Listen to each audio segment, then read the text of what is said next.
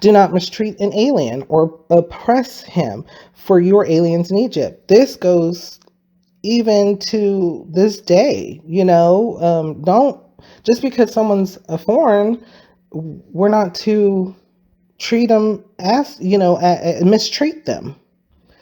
And even back then, because you never know, there were so many people who in the Bible who were not of in Israel or not the Hebrew, but were huge major players in in the Bible.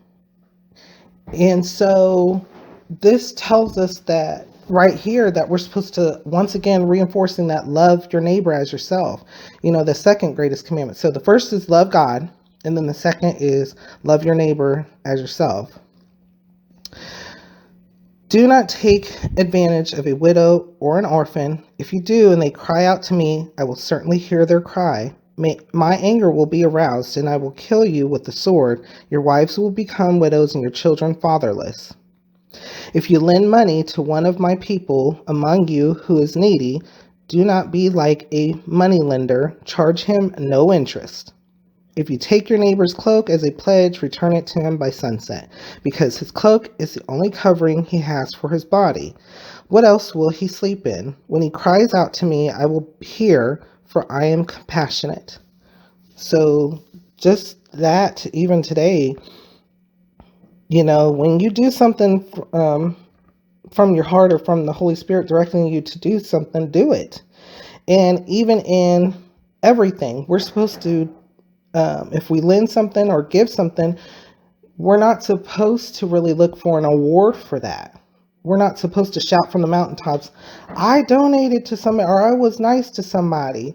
That is how our day-to-day is supposed to be. That is what it was supposed to be, loving each other, because one day it may happen, you may fall down and hurt yourself, and somebody may be there to help you out, or,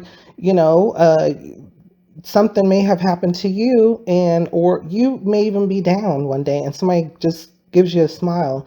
A smile can make all the difference.